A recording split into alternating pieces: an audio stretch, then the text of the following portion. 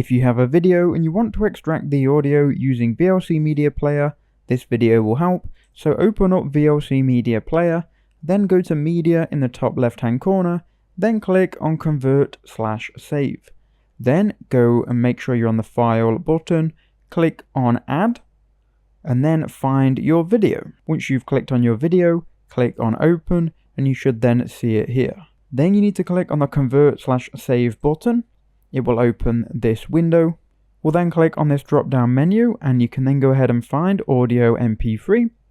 And then you need to go ahead and click on Destination File, click Browse, and then you can enter in a file location. So find the file location you want to extract the audio to, and then where it says file name, just type .mp3 at the end of it.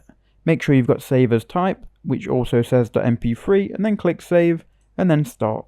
You'll then be able to see it converting, and then in a second, you can go ahead and open up this file. And as you can see, this is now an MP3 audio file, which we can go ahead and play. In this video, I'm going to show. So it's just an audio file for a tutorial video. It's now extracted using VLC Media.